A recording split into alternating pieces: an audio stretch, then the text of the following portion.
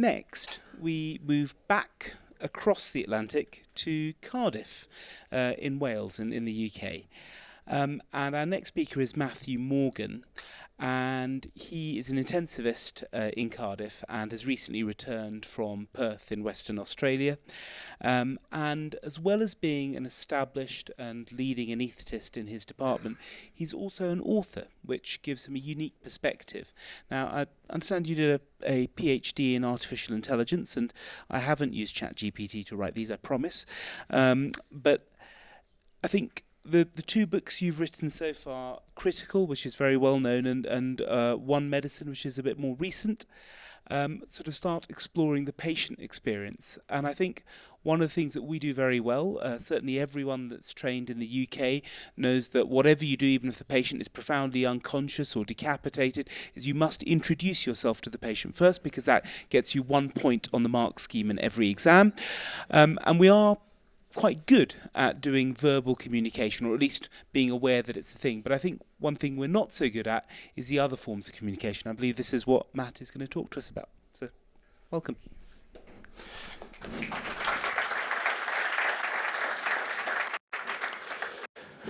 Words have power. Written words have power, and your written words have huge amounts of power. But I think in the clamour of oral communication skills, workshops, human factors, we've perhaps forgotten about the lowly written word. And today I'm hoping to show you that words have power. I'm hoping to show you that your words can have power, and most importantly, they can affect patients that we care for. And there's no better illustration of this than the Mexican artist's installation here, where a book, those words physically change brick. They physically move objects. And the fascinating thing about this is that that book at the base was written by Kaffer. It was a book called The Castle. He was a really introverted guy, actually. Didn't publish very much until he died. And so even for those introverted who don't want to stand here on stage, who don't want to change the world through talks, through phone, through social media, your words can equally have as much power. And I was new to this. 5 years ago, I hadn't written a thing. I couldn't spell my own name in school. And growing up as a kid, I loved science. I loved gadgets. I loved all the things that little boys growing up loved. What I didn't love was words. I hardly read a book. But that changed, and like all good stories, it changed thanks to a trip to Dublin and a pint or two of Guinness. And it changed because I went to talk about my PhD, which is on immunology. In fact, it was about a white cell that's 0.001% of all of your lymphocytes. Fascinating topic. I'm not talking about it today. You'll be pleased to know. And I gave this talk, and I thought I felt very proud of myself. But I spoke to people in the audience who knew more about the topic than me. I felt like a fraud. And that night, after a few pints of Guinness, I met somebody local from Dublin who said, "What do you do?" I said, "I'm a doctor." "What kind of doctor?" "I work in the intensive care unit." And they said something profound. They said, "What's that?" And I realised I'd spent decades of my life on this one immune cell, talking to audiences that knew the topic better than me, publishing papers that nobody reads, apart from my mum. And I'd forgotten about the most important thing. I'd forgotten about those patients. I'd forgotten about people don't even know the topic where I work, the place I work. They don't even know what intensive care is. And actually, this shouldn't have come as a surprise to me, because years before, as a medical student, I remembered a great question somebody had asked us as we were training. They said, what do all patients, what do all families want? Lots of people put up their hands and said a diagnosis, a treatment, a cure, analgesia. But actually, a lot of the patients I care for and you care for perhaps already have a diagnosis. Perhaps there isn't a cure. They already are unconscious, but they all still want something. And they all want somebody to make sense of their story. even if that story is their last story, even if it results in their death. And so after those pints of Guinness, well, not immediately after, quite long after actually, when my headache had gone, I decided I wanted to tell the story of intensive care medicine. And that's when I wrote this book, Critical, that was mentioned. And to start the book, I really wanted to start with the important people, the patients, and the first patient, who was the world's first intensive care patient. Well, I think it was this person. I think it was Vivi, who was a 12-year-old girl in Copenhagen who in 1952 developed acute severe polio. And the amazing thing about this, the reason I show it today, these are Vivi's actual notes. They're from the Medical Museum in Copenhagen. And that's a picture of Vivi. And I think that's something we've lost. And the notes beautifully describe two things: physiology, and they talk about SATs and being blue and cyanosis, but they talk about her story. They give a narrative of her story, and there's a picture of Vivi at the top, and that's something we still can't replicate in our electronic medical records. So I followed Vivi's story. I found some of the medical students who cared for her, who squeezed a bag after a tube was inserted into her trachea by Bjorn Ibsen and others in Copenhagen. And those medical students who squeezed that bag for hours and weeks and months.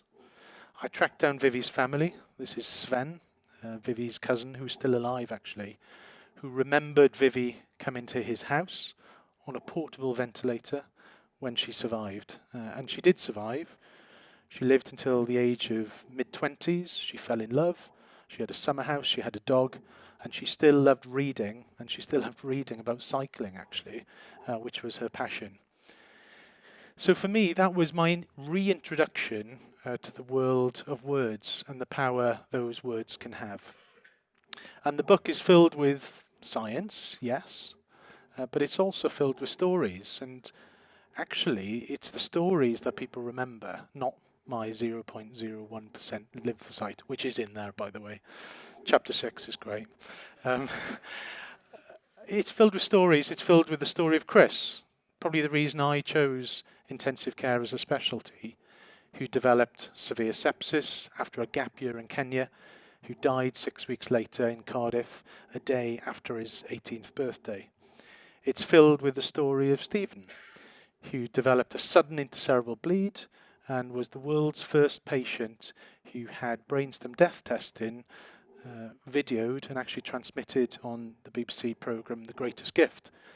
Because he gave the greatest gift, he went on to donate and impacted the lives of many others.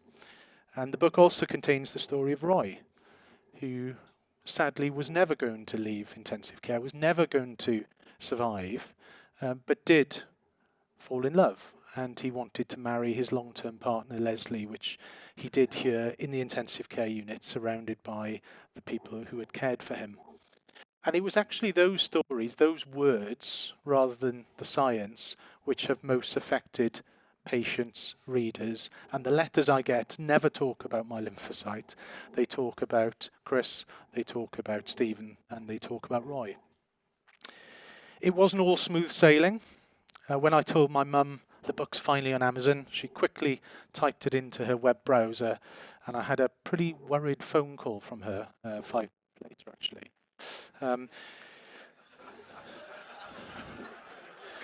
Because the top hit, it's a very good book actually, there's no lymphocytes. The audiobook is much better. There's no lymphocytes in there. And disturbingly, it's higher than my rankings. And I think it's a lot better actually. So there were worrying times, but as a result, I'm hugely honoured to have written a second book, which I'm talking about tomorrow, about animal medicine, and had the opportunity to write in a number of other publications in the US and the UK. And then through COVID, a small letter that I wrote literally after a night shift, sitting on my sofa, that was actually a letter to my mum and my brother-in-law, who's a wheelchair, saying that don't worry, if you're in those vulnerable groups, we're also thinking about you. We haven't gone, because narrative in COVID was, don't worry, it's just the frail and the elderly. Everyone else will be okay. And that as a narrative wasn't good enough for me. And that letter, something I wrote on the sofa in 5 minutes that anybody could have done, hopefully helped more people through COVID than steroid I'd prescribed during the months that followed. And hopefully in the months that are coming, I'm helping with a screenplay called Nye, which is talking about the NHS and will be in the National in London from March. But I say all this not because of me, not because I'm special. I'm genuinely not. I couldn't spell my own name in school. I hadn't written anything 5 years ago. I say this because that could be anybody in this room. In fact, many of you already do these things. And for those that don't, please remember the power of words and not only oral communication. You can perhaps care for and impact more people through your words than you can through your physical hands through a career. And you are already amazing authors. You may not feel it, but you are. Just to get where you are today, to sit here, you've probably sat over 100 exams, most of them written. You've written over 200 essays. You maybe write as many as 20 letters a day, a week, whether they're outpatient letters. Think about the amount of inpatient notes you write. And the things you see are the very things that people want to hear about, that can help people. They are small windows into big worlds, which is what people want. And they are the things which make me and you cry, or chuckle, or clench. They are the patients that arrive suddenly, unexpectedly. They are the sad stories with a happy ending. They are the happy stories with a sad ending. And what we forget is an average day in the office for you and I is an amazing day at an office for most other people in the world. And the things that are obvious to you are amazing to others, and they want to hear about them. And not only do they want to hear about them, your words can radically impact on others, as I say, perhaps more than your own hands. It's also an amazing way of debriefing. When I have a hard day at work, rather than shout at the dog or the children, well, I do shout at the dog and the children, but I also write things down. And they tend to be the columns in the BMJ and others that are most read, the things that mostly pissed me off that day, or I thought could have been better. And they are not complex things. They are things that everybody here know, and they are things that everybody here can perhaps solve much better than I. There's also a lot of sadness in our world. This is probably one of my favourite photographs ever. This was a photo taken by Sir Arthur Eddington in 1910 in the West African island of Principe, and it was taken during a rare solar eclipse. And it was this photo which proved Einstein's theory how gravity changes time and light true. But they could only do this photo, they could only see the tiny planets around the rim of that eclipse, which bent the light which they predicted. They could only do this they could only do it when it was dark. And sometimes darkness can show us the light. The sad times in work are sometimes the most powerful things to make us learn about us and to make us learn about our patients. So words have power. And I want to leave you today with a few practical things, how you can put this into place when you return home to work. I want to remind you that the pen is mightier than the scalpel, and you can tell the surgeons that. And hopefully these will be 3 things to take away and put into place. They don't cost anything, they're not complex, you're perhaps doing them anyway. And the first thing is to bring back narrative. And I think thinking back to Vivi's notes, that little girl in 1952, yes, there was data in there, but actually what was written was narrative. It was story. And I think, especially with today's electronic health records, the bullet point is king. But next time you use a bullet point, I want you to imagine me shooting you with that bullet point. And instead, I want you to write some narrative. Because the things we see are so complex that you'll end up with 50 bullet points. We don't have people with single diseases anymore. We have people that look like this. And turning this into a set of 100 bullet points is perhaps pointless. And that's even more the case when we look at the sheer amount of data we're dealing with every day. This is a snapshot from a patient that I was caring for using an electronic health record. I was sitting at home trying to do a handover, looking through all the data, looking through all the notes, looking through all the blood tests, all the scans, the MRIs, the echoes, the ECGs. It made no sense to me. And then I had a handover from my colleague on the phone with no data. All I had were words. And just from a small number of words, you can synthesize all of that data through narrative. Anybody here in this room, through reading this short paragraph, can probably go in and care for this patient tomorrow. You will also know the 3 most important words in medicine that we don't say enough, which is I don't know. Because narrative also allows us uncertainty, and that's something that bullet points and question marks don't allow.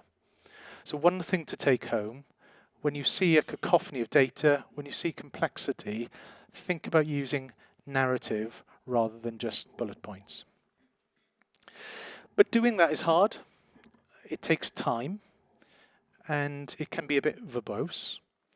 So a hack or a way around that, and I make no apologies for this phrase, is using stock phrases. Now, I don't mean stock phrases for patients. Every patient is different. You need to take the context. But there are regular things we do on a daily basis which are complicated, and the words we use have to be phrased very carefully. You wouldn't have a solicitor inventing a new statute or inventing a new law every time they pass documents to clients or contract to clients. They are very well constructed words. And when our words can mean the difference between life or death, admission or no admission to the ICU, I don't think we should be reinventing those complex narratives and those complex balancing phrases every time. Stock phrases can help with that, and I've got a range of stock phrases which I have, sometimes on a USB, sometimes on an electronic health record, that I use as a basis, and the basis being the important bit, for communication and written communication, put in context for that with that patient. I'm just going to show you some examples of these, and these need to be yours. They need to be subjective to you, but this is an example, and the underlined bits really show some of these important words. We are worried about you. You are sick enough to die. This is an amazing phrase from Catherine Mannix, who's a palliative care physician in the UK. She's written some great books. And for me, this phrase encaptures all of ICU. We are worried about you says we've noticed, we've seen that you have shock, and that we are concerned. You are sick enough to die means you're critically ill. We've recognised that, but there's uncertainty in here. It doesn't say you are going to die. It says you're sick enough to die. So there's always hope, and I think that's super important to patients and to families. There's a lot of text here, but the top one talks about frailty and survivorship. The second one is a really difficult balance of burdens and benefits, and how do we get to a best interest decision. And again, these words need to bring in human frailty, law and ethics. So why invent them or reinvent them every time? And finally, the last phrase doesn't say we won't admit you to ICU. It's not a negative, it's saying what we will do. We'll instead focus our treatment on symptomatic control. We'll move to palliative care. So try to use positive words rather than negative words. And then finally, I don't know about you, but beds in our hospital are pretty rare. And a lot of my time is spent balancing risks and benefits about who can be safely admitted and who needs to sadly wait to be safely admitted. So words can also be powerful in protecting yourselves in tricky times. So you can't admit someone. There's no bed. The organisation is aware of this. That's super important. We can't currently admit somebody. Doesn't mean we won't. And we can't admit you directly to the critical care unit. You still receive critical care, but perhaps in a ward-based setting. So these are some examples of stock phrases that you can develop yourselves to make narrative easier, quicker, and make communication with teams, which is the only thing that's left behind after your words have left your mouth. All that's left is the memories of what you said, which often those memories are wrong, and the only other thing left is what you've written on the piece of paper. Finally, probably the most important thing I want to leave you with is a different concept of DAU. And I first started when I met with Chris's family. I showed you a picture of Chris, the 17-year-old student who developed severe necrotizing pneumonia and sadly died a day or so after his 18th birthday party. And I went to visit Chris at home when I wrote the book. I didn't want to change names, change details. I wanted it to be real. And knocking on his parents' door a decade after Chris had died genuinely was the hardest thing I think I've ever done in my career. One thing I promised them was that I would include Chris's favourite song in the book because he loved music. So I went back from that meeting, I spoke to my publisher and I said, oh, good news, I've met with the family. They're happy for the story to be included and I'm going to include the song lyric. And the publisher kind of looked in horror and said this word, copyright. I don't know what it means. Apparently you can't just do that. But working in medicine, you know we have to hack our way around things, so I hid it. So on page 62, the song lyric says, my wish for you is that your dreams stay big, your worries stay small, which is the first word of every other line. Please don't tell the band Rascal Flats. Otherwise, there might be a big bill. But for me, writing that book wasn't to members of the public, it was to Chris. It was to Chris and his family, it was to them. And I think in medicine, we've forgotten that the things we write, yes, they're to communicate with other teams, but ultimately they are for that patient, they are for that family. This isn't a new concept. I wrote about using patient notes addressed to them in the BMJ, and then found an article actually which promoted this, a decade before. No ideas are new. And so now, when I write notes in the ICU, not every note, but a number of notes, I don't address them to the medical team or to the nursing staff or to my colleagues. I address them to that patient. That can sometimes be hard. It can sometimes feel odd. I even do it when people are going to die, and that can feel really tricky. But now, after doing this for years, it feels weird not to, actually. And I want to give you an example of why not only I think this is the right way to go, but why it may be important for patients too. This is, from the medical notes, a passage I wrote to a patient with severe COVID that was sick enough to die. And I said to his wife by phone, I wrote what I said to her, and this is what I wrote in the notes. I spoke to your wife on the phone today. I told her I was very worried that you were sick enough to die. You have severe lung failure from COVID. Your oxygen levels are dangerously low, despite us using all the treatments that may help. You're on a life support machine having all the oxygen we can use. And it goes on. This narrative, even to you, you probably know everything about this patient called David just by reading this narrative. And yet there's no medical terms in there. There's no CRP in there. There's no lactate in there. But you know all the treatments we used. You know how ill he was. You know that Pronin didn't help. You know that we gave him immune therapy. You know I'm going to refer him for ECMO. And you know he perhaps went for VV ECMO. Just through a short narrative paragraph with no bullet points. I thought nothing much else of this paragraph, if I'm honest. The patient went to Guy's, went to London. He had VV ECMO. He's probably the illest patient I've ever managed. And then some months later, I had the privilege of meeting him again. And when I met him that time, I read the words that I wrote, that I said to his wife from that time. And there's a short video of it that I'm going to show you now. Hello, Dr. Morgan. Nice to meet you. Hello. Hello, all three of you. Yes. Oh my goodness. Yes, yeah, we are all fine. I'm speechless. I'm emotionally speechless to see you. I would like to hug you and kiss you really for what you have done to save my life. And thank you is not going to be enough for me really. I reached a point where I couldn't cope at home any longer, and I was pretty frightened because I've never experienced something like that in my life, short of breath, gasping for air, and that's where I decided to seek expert medical advice. I was scared at the beginning, yeah. I used to phone twice a day to have news about Davide, and I referred everything to our families in Italy. So I was busy, I have to say, but yeah, the waiting was hard.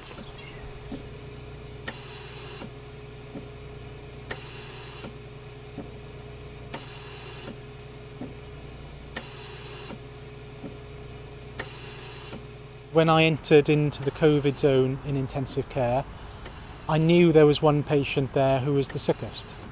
And I knew that because I couldn't see his face. That was because he was laying on his front or prone, because the amount of oxygen he was needing was so high, and sometimes turning patients onto their front can help. We knew when we turned him onto his back again and his oxygen levels plummeted every time we did it, we knew that the ventilators, the breathing machines we were using wouldn't be enough. They wouldn't be enough for him to survive. And it was at that point where we asked for help from a specialist team in London who provide a service of adding oxygen directly to a patient's blood. And we knew then that that would probably be the only treatment that may save him.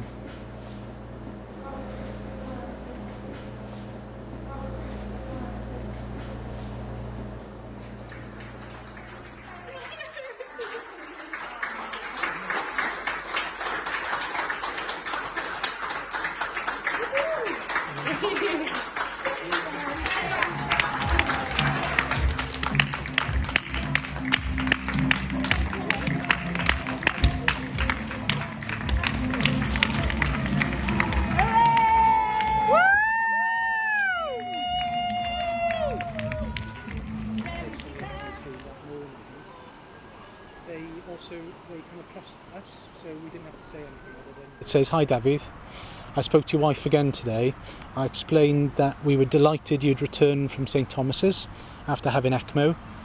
Although you were no longer critically ill, there was still a long road to recovery ahead, but we were so happy that you have your life back, that your wife has her husband back, and that your daughter has her dad back." And yeah, that was lovely to say, actually. So thank you. Yeah, don't know what to say. I'm completely speechless, really. Yeah, thank you from my bottom of my heart. Thank you. All right. Up.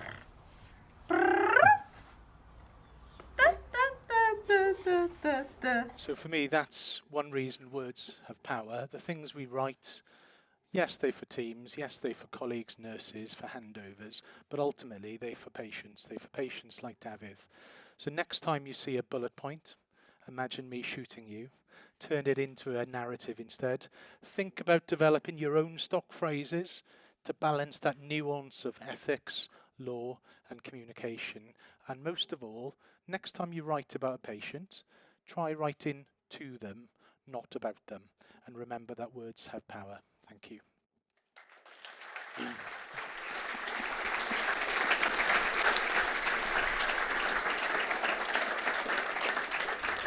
I could almost feel Ross Fisher nodding with the bullet points there at the back. Some questions? What a fantastic story, and what a fantastic way of talking to your patients. I actually work at Guy's and Tommy's, so it's nice to see the other side of the patient's journeys, because they sort of get shipped in and shipped out. Any questions from the audience? Yep. I'm not sure if I can articulate this properly, but you've spoken really nicely, really powerfully about how good this is for patients. But changing the way that we do those notes and use those words. Do you think that's potentially protective against the work stress, the burnout, the moral injury that we have as clinicians as well? Because it's really powerful what you've spoken about. It was a really fantastic presentation. Thank you, Simon. Yeah, so the question is this protective against burnout? For me, this is burn in. It's the opposite of burnout. I also do a follow-up clinic, and for me, when you've had a tough week at the office with death and loss and other things, there is nothing better than seeing that side of things. I think it also humanises those numbers. But that comes with risks too, and there was a photo there of somebody giving away a bit of them. I think doing this does take a bit of you too, and just seeing David and reading those things, I'm not particularly an emotional guy, but I can feel that, because I remembered where I was when I wrote them. I don't remember where I was when I looked at his CRP, but I remember where I was when I spoke to his wife. So yeah, I think like anything, there's a balance. It probably is protective for some. Perhaps for others, it can bring down those barriers of division, which can perhaps be problematic too. Yeah.